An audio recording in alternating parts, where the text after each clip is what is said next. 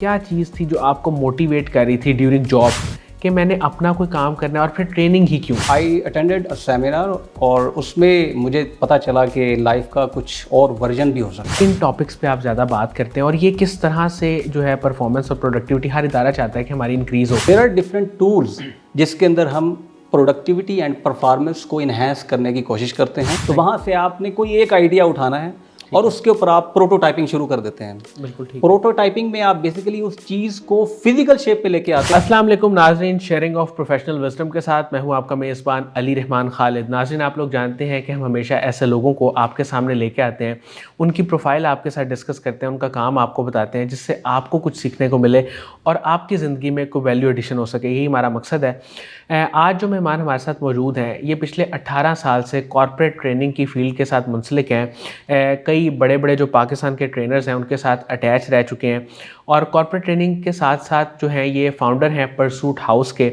हम इनसे ही जानने की कोशिश करेंगे कि पाकिस्तान में कॉर्पोरेट ट्रेनिंग का आने वाले वक्त में क्या स्कोप है और क्या इमीडिएट चेंजेस रिक्वायर्ड हैं, क्या अपडेट करने की ज़रूरत है, क्या मॉडिफाई करने की ज़रूरत है अगर हम ट्रेनिंग की फील्ड की बात करें तो उसमें। इसके साथ साथ ये परफॉर्मेंस एंड प्रोडक्टिविटी कोच भी हैं, कंसल्टेशन भी देते हैं। तो ये सारी बातें आज हम इनसे जानेंगे। अस्सलाम वालेकुम उबैदुल्ला साहब, कैसे हैं आप? वालेकुम अस्सलाम, अल्हम्दुलिल्लाह, I am good. Thank you for inviting me over here. I am Ubaidullah, I am management consultant and corporate trainer. Welcome sir, बहुत शुक्रिया आपने हमारे लिए वक्त निकाला। सर मुझे ये बताइएगा कि एक वक्त था जब आप जॉब कर रहे थे और बड़ी अच्छी जॉब कर रहे थे। आपने सर सोचा कि कोई अपना काम करना है और फिर आहिस्ता आहिस्ता आप जो है वो ट्रेनिंग की फील्ड में आए, कॉर्पोरेट ट्रेनिंग की फील्ड में आपने अपना नाम बनाया। तो सर इसके पीछे वजह क्या थी, क्या चीज़ थी जो आपको मोटिवेट कर रही थी ड्यूरिंग जॉब कि मैंने अपना कोई काम करना है और फिर ट्रेनिंग ही क्यों? I was raised in a village district Muzaffargarh में और मेरे फादर ने विद वेरी मॉडेस्ट मीन उन्होंने हमारा ब्रॉटअप किया और हमें जो हमारी इब्तदाई तालीम थी वो दिलवाई। और उसके बाद मैंने अपनी एजुकेशन जो रिक्वायर्ड थी वो की। I did my associate chemical engineering from Islamia university और उसके बाद I started off from corporate organisations like Ittehad chemical और उसके बाद डिफरेंट FMCG कंपनीज में मुझे काम करने का मौका मिला, from Coca Cola and then Ingredion. So 2015 was the year when I decided कि मुझे कुछ और करना है। बिल्कुल ठीक है। So I attended a seminar और उसमें मुझे पता चला कि लाइफ का कुछ और वर्जन भी हो सकता है। और वहाँ से मुझे पता चला कि क्यों ना जो अब तक कर लिया है उससे कुछ हट के किया जाए। So मेरे अंदर एक ऑलरेडी एक ख्वाहिश थी कि जो हम एक रट में, एक रूटीन में काम कर रहे थे ऑपरेशंस के अंदर, डिफरेंट इंडस्ट्री के अंदर, सो मैं उससे एक थक सा गया था और मुझे एक ख्वाहिश थी अंदर के कुछ नया किया जाए, कुछ चेंज होना चाहिए, कुछ चेंज होना चाहिए, something significant. So it started off with a dream. और जब वो आप ख्वाब देखना शुरू करते हैं तो आपको इस तरह की चीज़ें अल्लाह ताला प्रोवाइड करना शुरू कर देते हैं। तो मैंने वो सेमिनार अटेंड किया और सेमिनार में मुझे अंदाज़ा हुआ कि कुछ और करना चाहिए। Then I started thinking about something different कि क्या किया जा सकता है। सही। क्योंकि अल्लाह ताला ने रिस्क देना है। सो मैंने जॉब को छोड़ने का फ़ैसला कर लिया और I thought about to embark on a new journey of consulting and training. सही। वेरी बिगनिंग जो थी उसके अंदर मुझे अंदाज़ा तो नहीं था, क्योंकि आप इतना विविड प्लान नहीं होता आपका शुरू में, लेकिन आपका ये होता है कि जो मैं कर रहा हूँ ये मैंने नहीं करना। सो मैंने अपनी जॉब छोड़ दी और जो मेरा एग्ज़िट इंटरव्यू था मुझे आज भी याद है, 40 मिनट तक रहा और मेरे जो बॉस थे और वो कह रहे थे कि आप ना जाएं, आप ना छोड़ें, ऐसा हो जाएगा, वैसा हो जाएगा, ज़माना बहुत मुश्किल है। सर उस वक्त माइंड में क्या चीज़ बार बार आ रही थी जिसकी वजह से, मतलब आम तौर पे तो अगर ऐसे कोई बॉस कहे तो बंदा रुक ही जाता है कि चलो कोई बात नहीं, पता नहीं आगे मेरे साथ क्या होगा। तो ऐसा कोई तजब्जुब जहन में नहीं था और क्लैरिटी क्यों थी? मैंने जैसे आपको बताया कि आने वाले पाथ की क्लैरिटी नहीं थी, ये क्लैरिटी थी कि जो मैं कर रहा हूँ ये ठीक नहीं है। ठीक है। इसमें ग्रोथ नहीं नजर, इसमें ग्रोथ नज़र नहीं आ रही और it is not something significant. मर जाना है, एक ही लाइफ है, उसके बाद जो सवाल होने हैं, तो क्या मैं यही करता रहूँगा जो मैं कर रहा हूँ? शायद ये तो बाकी लोग भी कर सकते हैं। सही। तो मैंने छोड़ा और उस टाइम जो मेरे बॉस थे उन्होंने इंसिस्ट किया कि ना जाओ। बट मैंने कहा कि मैंने अब दोबारा नहीं आना। और इवन उन्होंने मेरा रेजिग्नेशन अपने ड्रार में रख दिया और कहा कि 15 दिन की छुट्टी पे चले जाएं आप, सही, और आप फिर सोच लें एक दफ़ा। ठीक हो गया। सो मैंने दोबारा मुड़ के देखा नहीं, मैं चला गया और उसके बाद से मैंने अपना काम करना शुरू कर दिया। बिल्कुल ठीक। सो ये सफ़र चलता रहा, डिफरेंट लोग मिलते रहे, और बिकॉज आप जब एक एग्जिस्टिंग रोल के अंदर होते हैं वहाँ आपका एक बड़ा महदूद किस्म का नेटवर्क होता है। बिल्कुल ठीक। जब आप बाहर निकलते हैं तो उसके बाद आपका नेटवर्क जो है वो बढ़ना शुरू हो जाता है। Sir, performance and productivity coach जो है वो, मैंने आपकी जब प्रोफाइल पढ़ी तो ये चीज़ उसमें बहुत प्रोमिनेंट थी। मुझे ये बताएं कि being a performance and productivity coach आप अब तक क्या काम कर रहे हैं, किन टॉपिक्स पे आप ज़्यादा बात करते हैं, और ये किस तरह से जो है परफॉर्मेंस और प्रोडक्टिविटी हर इदारा चाहता है कि हमारी इंक्रीज़ हो, तो इसके लिए क्या टिप्स हैं, क्या गाइडलाइन है, थोड़ा सा मैं चाहूँगा आप बताएँ। परफॉर्मेंस और प्रोडक्टिविटी आपके अपनी कैपेबिलिटीज़ से शुरू होती है बेसिकली, और जो अपस्किलिंग का एक है ना, एक एरिया है पूरा लर्निंग एंड डेवलपमेंट में, जो कॉरपोरेशंस के अंदर डिफरेंट इदारों के अंदर ये एक पूरा डिपार्टमेंट होता है, सही, जिसके अंदर वो अपने लोगों की अपस्किलिंग करते हैं। और प्रोडक्टिविटी बेसिकली हम इसके ऊपर तो काफ़ी काम करते हैं, बहुत सारी इवन के NGOs भी काम कर रही होती हैं। और productivity is basically how much you do, और it deals with the quantity of your work. But जो परफॉर्मेंस है that deals with the quality of your work. So आप जो कर रहे हैं वो कर कैसे रहे हैं। सो परफॉर्मेंस के अंदर काफ़ी डीप डाउन जब हम देखते हैं, डिफरेंट एरियाज़ हैं जिसके ऊपर काम हम करते हैं, और उसके अंदर ऑर्गेनाइजेशंस के अंदर डिफरेंट की परफॉर्मेंस इंडिकेटर्स डेवलप किए जाते हैं। वो पूरा एक परफॉर्मेंस मैनेजमेंट सिस्टम डेवलप किया जाता है, जिसके बेस के ऊपर लोगों की जो है ना करियर ग्रोथ भी बेस कर रही होती है, और कंपनी जो है अपना बिजनेस जो है उसके साथ ग्रो कर रही होती है। So there are different tools जिसके अंदर हम प्रोडक्टिविटी एंड परफॉर्मेंस को इन्हेंस करने की कोशिश करते हैं। सो बहुत सारी मेथडोलॉजीज हैं जिसके ऊपर हम काम करते हैं। सर, आपका एक अपना कोर्स भी है जो आप पूरा 20 आवर्स का कोर्स है करवाते हैं, जो कि आपके कोर वैल्यू भी है, डिज़ाइन थिंकिंग के नाम से। सर, ये कोर्स किन लोगों के लिए है, इसकी प्रीरेक्विजिट्स क्या हैं, और कौन लोग इसके लिए एलिजिबल हैं, और किस तरह वो आपसे रब्ता करें, कहाँ पे ये कोर्स करवा रहे हैं, थोड़ा सा मैं चाहूँगा इसके बारे में बताएं। और सबसे पहले ये बताएं कि जो डिज़ाइन थिंकिंग है ये क्या है। डिज़ाइन थिंकिंग बेसिकली एक कॉन्सेप्ट है जिसके ऊपर बिकॉज मैंने वर्ल्ड इकोनॉमिक फोरम की सॉफ्ट स्किल्स पे भी काम किया हुआ है, और डिफरेंट मॉड्यूल्स बनाए हुए हैं पब्लिक में और ऑर्गेनाइजेशंस के अंदर। सो डिज़ाइन थिंकिंग भी उसी तरीके से एक सॉफ्ट स्किल्स है, एक फ्यूचर की थिंकिंग है, जिसमें आपने एक क्रिएटिविटी एंड इनोवेशन उसमें आती है। सही, और उसका एक पूरा एक प्रोसेस है। सो इस कोर्स के अंदर, इस प्रोग्राम के अंदर 5 मॉड्यूल हैं जिसके ऊपर हम काम करते हैं। और ये जो शुरू होता है बेसिकली ये होता है, इसका जो स्कोप है वो एंटरप्रेन्योरशिप भी है, ठीक है, और आपके इदारों की इवन के जो हम पॉजिटिव चेंज की बात करते हैं, सस्टेनेबिलिटी की बात करते हैं, तो इसमें बहुत ज़्यादा उसकी ज़रूरत है। डिज़ाइन थिंकिंग के थ्रू ही आप वो चेंज लेके आ सकते हैं और अपनी सस्टेनेबिलिटी को जो है इंश्योर कर सकते हैं। सही। सो उसके डिफरेंट मॉड्यूल्स हैं। अगर मैं सबसे पहले उसको शुरू से उसको लेकर के चलूँ तो एम्पैथी से ये चीज़ शुरू होती है।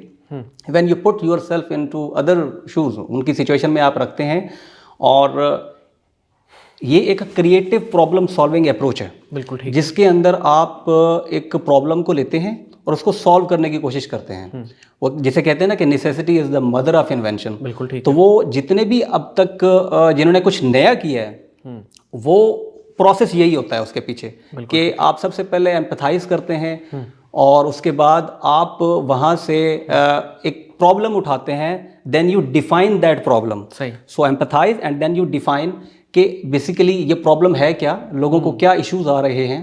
सही, और उसके बाद आप क्या करते हैं कि आप उसको आइडिएट करते हैं। बिल्कुल ठीक, तो आइडिएशन का फेज़ आता है जिसमें ब्रेनस्टॉर्मिंग करते हैं, आप खुद करते हैं। अगर हम कॉर्पोरेट ऑर्गेनाइजेशन में ये प्रोग्राम करता हूँ तो उसके अंदर डिफरेंट टीम्स जो हैं वो कोलैबोरेट करती हैं और उसके अंदर वो ब्रेनस्टॉर्मिंग करती हैं। So maybe you come up with the 50 ideas. So उसके बाद आप देखते हैं कि इम्पैक्टेबल कौन से हैं। तो वहाँ से आपने कोई एक आइडिया उठाना है और उसके ऊपर आप प्रोटोटाइपिंग शुरू कर देते हैं। बिल्कुल ठीक। प्रोटोटाइपिंग में आप बेसिकली उस चीज़ को फिजिकल शेप पे लेके आते हैं जो आपने सोची थी। सर बेसिकली जो हम बात करते हैं बार बार कि कोई बिजनेस आइडिया बताएं, अपने गाइड से, मेंटोर से लोग पूछते हैं, अपने टीचर से लोग पूछते हैं, तो आप एक मेथड सिखाते हैं कि आपने सोचना कैसे है Exactly. और सोच के आपने किसी प्रॉब्लम को कैसे आइडेंटिफाई करना है। जैसे जितनी भी ये जो आप बता रहे हैं ये कोर्स, मेरा ख्याल है जितने भी कामयाब लोग हैं उनके पीछे यही थिंकिंग है, ऐसा ही है ना सर? बिल्कुल ठीक कहा आपने। इसका प्रोसेस यही होता है। इसको हम एक स्ट्रक्चर्ड लर्निंग के थ्रू हम इसको जो है ना लेकर के चलते हैं। बिल्कुल ठीक। तो आपने जब आइडिया आप रिफाइन हो गया, आइडिएशन में आप आ गए, उसके बाद आप उसको प्रोटोटाइप जब करते हैं आप उसको फिजिकल शेप देते हैं, टेंजिबल शेप देते हैं। It could be a service और it could be a product, और उसके अंदर आपने कोई भी चीज़ है वो आपने मतलब क्रिएट करनी है based on the market gap जो आपने ऑलरेडी कर लिया हुआ, देख लिया हुआ है। तो उसके बाद प्रोटोटाइपिंग के बाद फिफ्थ फेज जो आती है वो टेस्टिंग की आती है।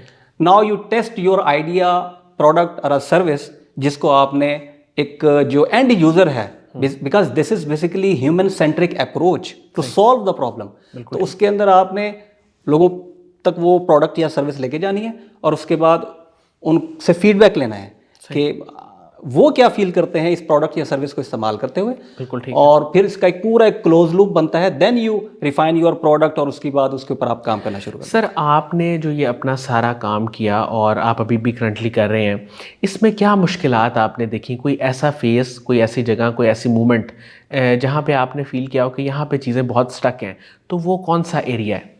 आई थिंक जो जिसे कहते हैं कि सबसे अहम चीज़ जो है वो जहाँ चीज़ें स्टक होती हैं ना, वो आपकी अपनी ज़ात होती है। सही। तो मैंने जो देखा कि लैक ऑफ रिसोर्सेज कोई चीज़ नहीं होती, रिसोर्सफुल होना एक माइंडसेट है। बिल्कुल ठीक। तो ऑलरेडी एक अबंडेंस है हमारी दुनिया में, अल्लाह ताला ने जो कायनात बनाई है रिसोर्सेज की, और वहाँ से हम उन चीज़ों को लेते हैं। सो जो सेल्फ डिस्कवरी का प्रोसेस है, that is basically more difficult than anything else. जो आप खुद को डिस्कवर कर लेते हैं और उसके बाद उसके ऊपर काम करना शुरू कर देते हैं कि एक्चुअली इस काम के लिए आप थे और जो कर रहे थे शायद वो इतना आपके लिए वो था ही नहीं। सही। तो सेल्फ डिस्कवरी का प्रोसेस, एंड देन जब आपके अंदर वो विल आ जाती है कि आप, क्योंकि आपने कुछ करना है, तो उसके बाद आप स्किल भी ले लेते हैं, सीख भी लेते हैं, लोगों से मिल भी लेते हैं, और एक जो है आपका पाथ डिफाइन हो जाता है। सर मुझे ये बताइएगा कि कॉर्पोरेट ट्रेनिंग में इस वक्त किस चीज़ की ज़रूरत सबसे ज़्यादा है? मेरे ख्याल में जो सबसे ज़्यादा जिस चीज़ की ज़रूरत है, हमें टोटली रिवैम्प करना चाहिए एक थ्रू आउट जो हमारा ट्रेनिंग कल्चर है। बिकॉज कंपनीज के पास बजट तो होता है ट्रेनिंग का, बट वो थॉटफुली उसकी जो ट्रेनिंग नीड एनालिसिस नहीं कर रहे होते। उनकी नीड्स कुछ और होती हैं, बट लगता ऐसे है कि जिस तरह से वो टॉपिक उठाते हैं, जिस तरीके से उसको कंडक्ट करवाते हैं, कि वो जैसे कोई बजट कंज्यूम हो रहा है। सही। तो होना ये चाहिए कि ट्रेनिंग्स को इनकॉर्पोरेट करना चाहिए रियल वर्ल्ड के साथ और बिजनेस के साथ जो वो कर रहे होते हैं। बिल्कुल ठीक है। और इसके अलावा मैं ये समझता हूँ कि सॉफ्ट स्किल्स के ऊपर काफ़ी ज़्यादा काफ़ी ज़ोर देने की ज़रूरत है। बिकॉज सॉफ्ट स्किल्स के ऊपर काम थोड़ा कम हो रहा है। टेक्निकल स्किल्स के ऊपर हम बहुत ज़्यादा हमारा बजट होता है ट्रेनिंग्स का, और सॉफ्ट स्किल्स के ऊपर हमें उसको बढ़ाने की ज़रूरत है और तवज्जो देने की ज़रूरत है। सर आने वाले वक्त में अपने काम को लेके, अपनी ऑर्गेनाइजेशन को लेके कोई ऐसा ख्वाब जो आप देख रहे हो, फ्यूचर में फोरकास्ट कर रहे हो, या कोई भी आपका ऐसा ख्वाब जो अब तक पूरा ना हुआ हो, वो क्या है? देखिए जी, ख्वाब तो हैं, और एक्चुअली जहाँ मैं पहुँचना चाहता हूँ, that is to be a pioneer in corporate trainer, जिसके अंदर डिफरेंट ऑर्गेनाइजेशंस में I need to acquire maximum clientele, और उसके साथ मैं मैक्सिमम जो है अपने पोर्टफोलियो को बढ़ाना चाहता हूँ with in the next 5 years। सो उसमें मैं देखता हूँ कि एक बड़ा गोल है मेरा। सर कोई इंस्पिरेशन किसी शख्सियत से आप इस सारे सफ़र में, इस सारी रिसर्च में और 18 साल में जिससे आप सबसे ज़्यादा मुतासर हुए हैं कभी अपने काम के लिए प्रोफेशनली, वो कौन है? आई थिंक जो मेरे जहन में अगर मैं एक नाम लूँ तो that is mister Faiz Hasan Sial साहब। मैंने उनसे काफ़ी इंस्पिरेशन ली है, जिस तरीके से उन्होंने कॉर्पोरेट ट्रेनिंग्स के अंदर, इवन कि स्पीकिंग के अंदर अपना एक पूरा एक बड़ा अच्छा नाम उन्होंने कमाया है, और बड़ी अच्छी उन्होंने सर्विस दी है। तो इसके साथ साथ कुछ और लोग हैं, जिसमें उमर रज़ा भुट्टा साहब भी हैं, उनसे भी मैंने कुछ सीखा है, बहुत कुछ सीखा है। और इसके अलावा डिफरेंट बाकी लोग भी हैं, बट ये 2 नाम जो है मैं यहाँ लेना चाहूँगा। सर आखिर में यूथ को कोई एडवाइस आपकी तरफ से, क्योंकि आजकल लोग बहुत ज़्यादा जो है ना वो मायूसी का शिकार हैं, उन्हें कोई जॉब अपॉर्चुनिटी, कोई अच्छी अपॉर्चुनिटी किसी भी हवाले से नज़र नहीं आती या उसे देख नहीं पाते, दोनों हम तरह से इस बात को ले लेते हैं। आपकी तरफ से क्या मशवरा है और आपकी ऑडियंस को क्या मैसेज है आपका? आई थिंक अगेन जब इसकी बात की जाए तो इट इज़ ग्रिट जो है ना वो इंसान को चाहिए, और अपनी इवन के कंफर्ट जोन से निकलने के लिए भी। हम जब 20-22 साल की लाइफ गुजार चुके होते हैं और पेरेंट्स के एक्सपेंस के ऊपर हम तालीम हासिल कर रहे होते हैं, तो एक डिपेंडेंसी सिंड्रोम सा पैदा हो जाता है, एक डिसेबिलिटी सी हो जाती है। तो नौजवानों के लिए, यूथ के लिए मैं ये मैसेज देना चाहूँगा कि एक तो उससे जितना जल्दी हो सकता है निकला जाए और अपनी कंफर्ट जोन से निकला जाए, क्योंकि कंफर्ट जोन के बाद जो है लर्निंग जोन और फिर ग्रोथ जोन जो शुरू होती है, वहाँ से एक्चुअली लाइफ शुरू होती है। और जितना प्रॉब्लम्स उनकी लाइफ में आते हैं उतनी उनके जो कोपिंग स्किल्स हैं वो पैदा होती हैं। सो प्रॉब्लम को, ऑब्स्टिकल्स को एक इस तरीके से लेना है कि जैसे हमने इनके साथ, ये it's a part of the life, सही। और हमने इनके साथ कैसे करके तो हमने इनको अपने गोल्स को अचीव करना है। सो ग्रिट और रेजिलियंस जो है वो उनके अंदर डेवलप करने की ज़रूरत है, मेरा ख्याल है। बहुत बहुत शुक्रिया उबैदुल्ला साहब, आपने बड़े अच्छे तरीके से कॉम्प्रिहेंसिवली अपने सारे काम को एक्सप्लेन किया। ख़ास तौर पे जो डिज़ाइन थिंकिंग पे आप काम करिए, यकीनन उसकी हमारे माशरे में बहुत ज़रूरत है।